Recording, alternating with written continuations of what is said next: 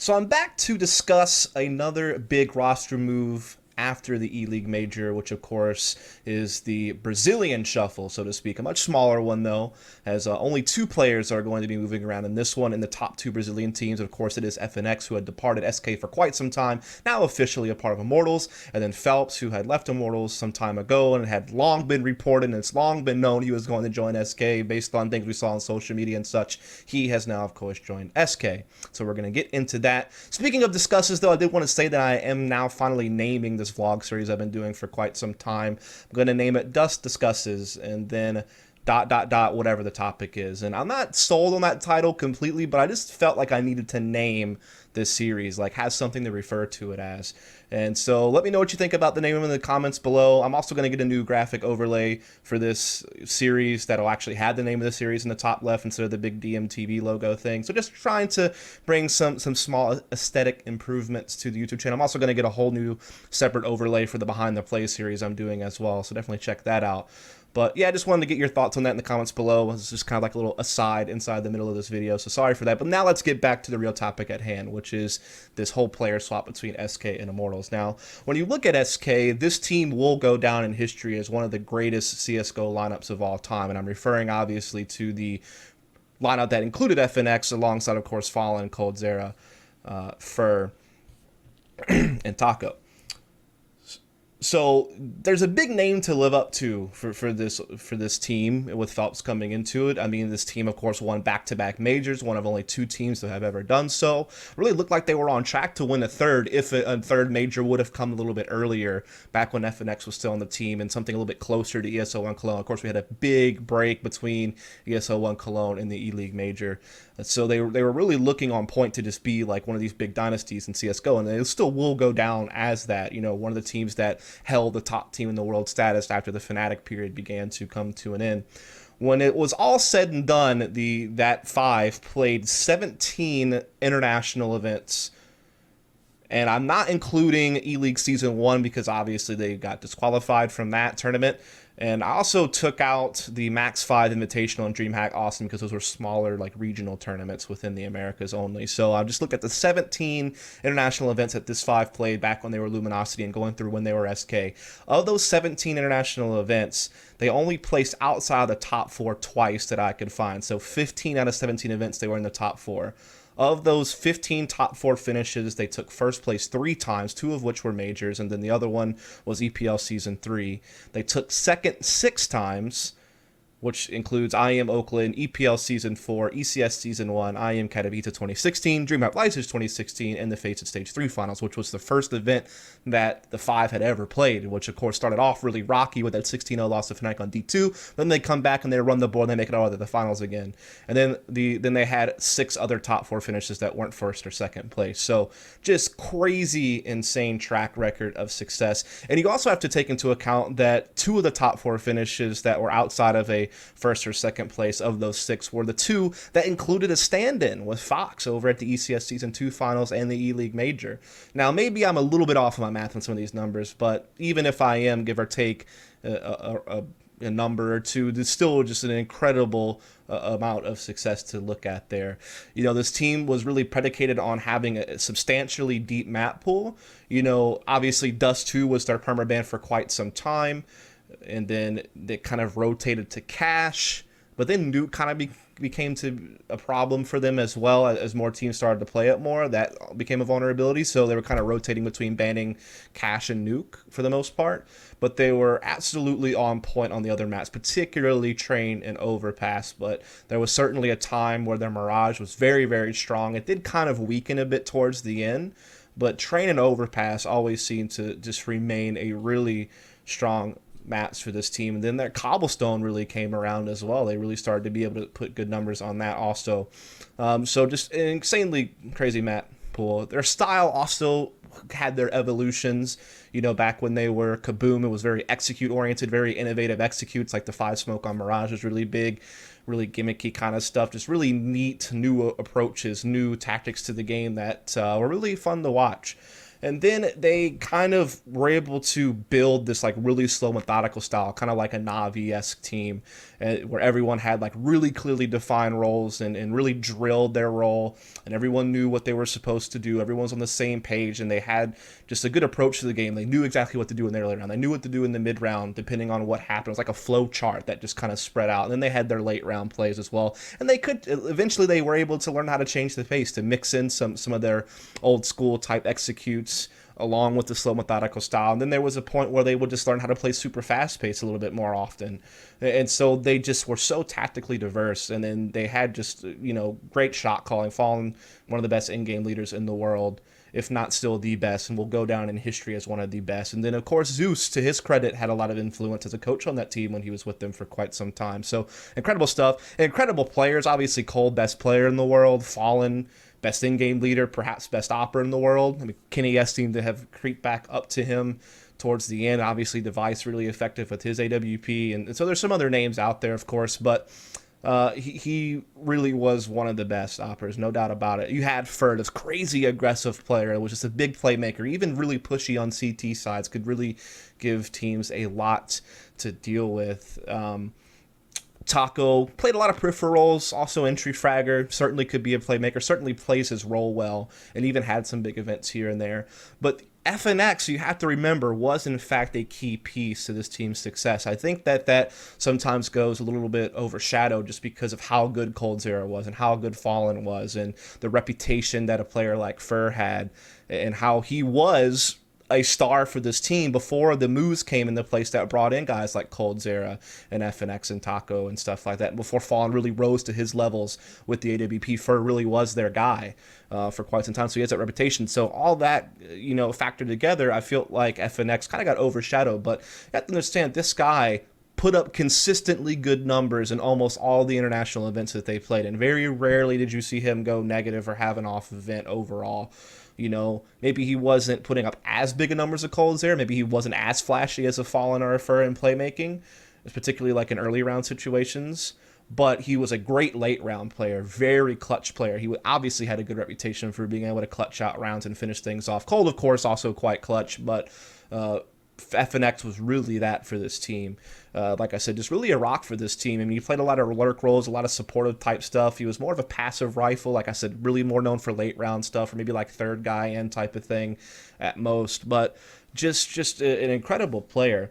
And so the point of all this is that I didn't really take into consideration in this video talking about their time with Fox, because we knew it was temporary, knew it was just a stand-in. So I didn't really put too much focus on that. It's incredible that they still managed to get top 4 finishes in that situation. It shows that they could go to work in boot camp and find a way to, include a player and make it work. But yeah, it's just, I feel like FNX is going to be a bigger piece to replace than people might think. And even though Felps has looked incredibly talented as a rifler on Immortals, he's a different kind of player than FNX. It's not quite the same. Remember, FNX, more of a clutch late round player, type guy, more passive. Felps was basically like an entry or secondary entry fragger for Immortals, very aggressive. He, to me, is kind of a player that played similarly to Fer on T sides, or similarly to Taco on T sides, like a more aggressive type of guy. Like, for example, he was the guy that was playing the B platform on Cobblestone, something that Taco does. And then the last bit that Felps was playing with Immortals, that's what he was doing, those types of things. Whereas FNX on Cobble, he's like a mid lurker, playing a lot of solo mid rolls or something like that. So there's definitely going to have to be some role adjustments here. Even on CT sides, there's a lot of instances where Felps played positions that would overlap with coldzera, like when he would play on Mirage on the catwalk as like a B rotator, which is obviously something that Cold is very well known for on the CT side of Mirage. And I don't want to go too deep into every single map and every single position that Felps and FNX plays and do a complete comparison. That would take a long time to really break down. I just want to give a couple examples. I use Cobble and Mirage as a couple. That's a couple of big maps that the team plays. So point is that you're going to have to see something give. Like, in certain maps, I think certain players are going to have to kind of give in and move around. Are you really going to move someone like Cold from his CT spots to give Felps the spots he's used to playing on Immortals? As Phelps going to be able to adjust and slide into some of FNX's spots? Is he going to be able to go on Mirage, for example, on the CT side instead of playing the cat rotator on B like he normally does? Can he go be an A anchor like FNX did so very well for this SK team? Like I said, on T sides, is he just going to be able to fill in? Is he really going to be like a mid lurk on Cobble, or are they going to have to move someone else around to make room for Felps to play spots that he's used to playing and where he can have the most impact? Particularly when I think of, say, like the T side of Mirage, FNX is usually just playing, kind of upper B in the apartments. Just to go back to Mirage, where Felps was a guy who played a lot of underpass or a lot of mid control. He was like in the active map control group. He wasn't playing a peripheral role. So yeah, that's one of the things that you're gonna have to see SK go through, is kind of revamping spots. I mean, some things will remain the same. I don't think you'll mess around with Cold or Fallen too much, but either Felps is gonna have to shift into more passive FNX type roles, or you're gonna have to see someone like Fur or something maybe have to do that to make room for Felps to go to something he's more known for. That's going to be the biggest question mark for me, is watching that, just how Fallen moves people around to accommodate Felps and what the give and take is there. I think Felps is an incredibly smart player. I think he's an incredibly talented player. Certainly that's not the issue here. The issue will simply be how he fits into the team. And again, FNX was great for this team, and so he has big shoes to fill. Skill-wise, he probably can. It's just about the types of jobs he is going to be able to do for SK, the types of things he's going to have to do to make the system that SK has been so successful still work, unless they're going to change the system. You never know. So that's kind of my feelings about Felps going to SK, is, that SK team is incredibly talented and incredible reputation, lots of success, always known for having great players and a deep map pool and a very diverse style of play. And while Felps has certainly been tested against elite level competition and passed those tests a lot of the time, and he's certainly one of the guys that I've always kind of kept my eye on as being one of the big players to come up, he has a lot of work to do, and he has big shoes to fill. It's the same thing for Immortals, by the way. So let's shift now to the Immortals side of things, where they will maintain Lucas, Bolts, Henny, and then, of course, they have FNX coming in, and then they just had Steel recently come in to replace Zeus, who had replaced Showtime, and Steel, of course, now the in-game leader for this team, which I think he's done pretty well in that role. I feel like when I think about Immortals, even going back when they were Tempo Storm, some of the best T-sides they had were, in fact, when Peacemaker was calling for the in-game leader position, and ever since that stopped happening and you saw him leave, and then you saw guys like Bolt in-game lead, and then that didn't really quite work out, so that's whenever you saw Zeus kind of come in to do it, and that didn't really work out either, despite the fact Zeus was a great coach. He didn't really work as an in-game leader, and that may be because the team wasn't buying into him, maybe didn't respect him because, Zeus's numbers weren't that great from fragging perspective, but Steel's coming to this team, and they look more disciplined now with him. They look better. Like, they look like they've gotten more to their roots of being able to play like that slower style, opening default and just playing, off of mid-round decisions a lot of the time, which is what kind of happened with Peacemaker, with some innovation thrown in. Some cool executes and stuff that they put together, like on Cash and just different things I remember seeing. So it seems like they've gotten a little bit more disciplined. They've gotten a little bit more crisp on their T sides. With Steel. That's before FNX comes in. And with FNX coming in, so far from what I saw in the IMK Vita qualifiers, they didn't really struggle too much on in those games. They were plowing Liquid in a lot of the matches they played, and they had no trouble with CLG. But that is a small sample, because it's just one online tournament basically. And then they didn't qualify for Vegas because I think they were using Zach because Felps was gone. They didn't have FNX yet, so they didn't qualify for that. So the first time we'll get to see them offline is at Katowice, and that's going to be where we'll really get to see this team tested and see what they're really made of. Of course, Immortals, their history is that they didn't qualify for any of the majors. That starts from MLG Columbus all the way up through Cologne and the E-League major. So that was always kind of a dark mark on the team, so to speak. They did have some good finishes, though, at times. As Tempo Storm, they had a good IM Katowice. That was back in early 2016, I think in March. And if I'm not mistaken, that's when they like did really well in the groups. They beat some big teams. I think they beat like NV and maybe Virtus Pro. And then I remember them had this really close best of three against Navi. And that was like a really, really cool best of three. Almost won that best of three, but they wound up losing that. And then, of course, this team won the CVO Season 9 event I was at in April of 2016. I casted that big best of five. They beat VPN. That went all 5 maps. It was a crazy series. And they wound up beating the Danish team SK, which kind of broke off into all kind of different directions. Then they took second at DreamHack Austin, losing to what is now SK, but doing really well against the other North American teams they faced. They also won DreamHack Summer, which was really big for them, Northern Arena Toronto, and iBuyPower Masters. So winning some smaller tournaments in the North American scene, as well as a pretty solid win at DreamHack Summer. Of course, Northern Arena Toronto and iBuyPower Masters, Northern Arena Toronto was with Zeus as an in-game leader. iBuyPower Masters was with Steel into the team. They also had their strugglers at EPL Season 4, like really big tournaments like the major qualifiers in the EPL Season 4. That's back when Zeus was still on the team, so I'm kind of going back and forth on the timeline a bit. Sorry for that. That was a big issue. So certainly they had their ups and downs, I guess, is really the conclusion there. Particularly not qualifying for the majors was probably the biggest pitfall of the team. And just like with Felps, will FNX fit on this team? Because again, he's replacing what was basically one of their entry fraggers. And when I was watching them play in the IM Katowice qualifier, it felt like at times I would see FNX play the same spots that he would have played if he was playing on SK.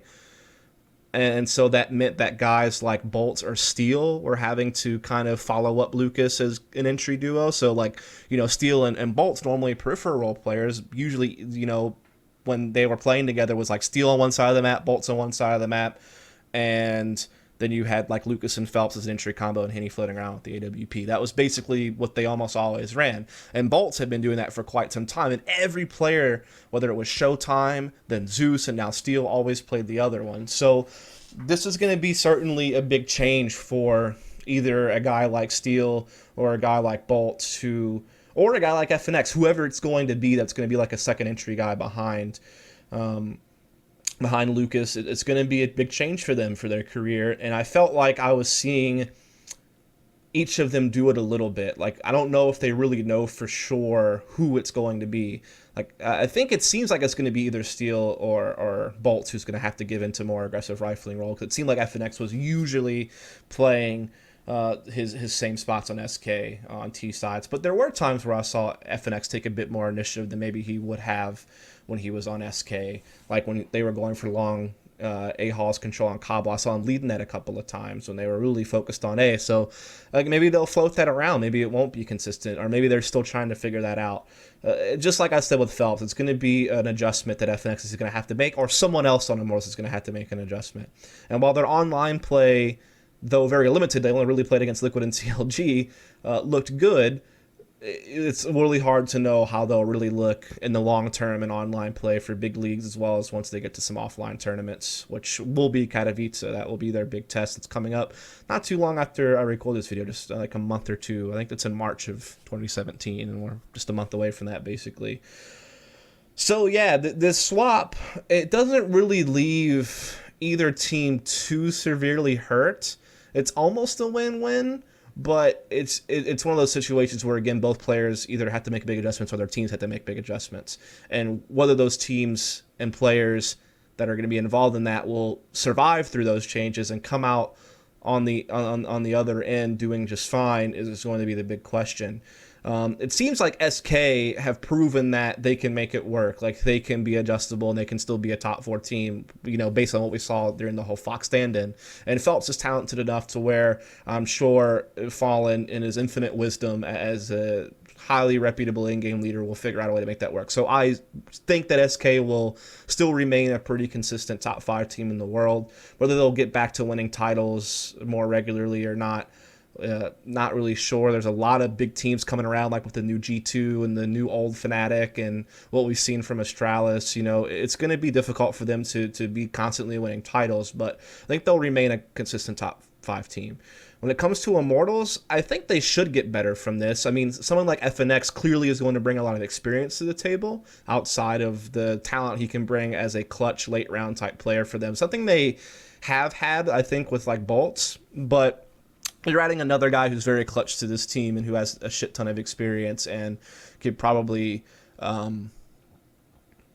just bring a lot to the team from that perspective. And he's also incredibly talented. So I think Immortals can only go up. I don't think they'll lose anything. They're either going to get better or remain about the same, which if they remain about the same, they're still going to be like a top 15 team in the world. But hopefully they'll be able to go past that, start making some majors, start getting towards the top 10. And that would be really cool stuff for both these teams, obviously. So that's just kind of my take on the Brazilian swap. Hope you guys enjoyed the video. If you did, please follow and subscribe for more content. Thanks so much.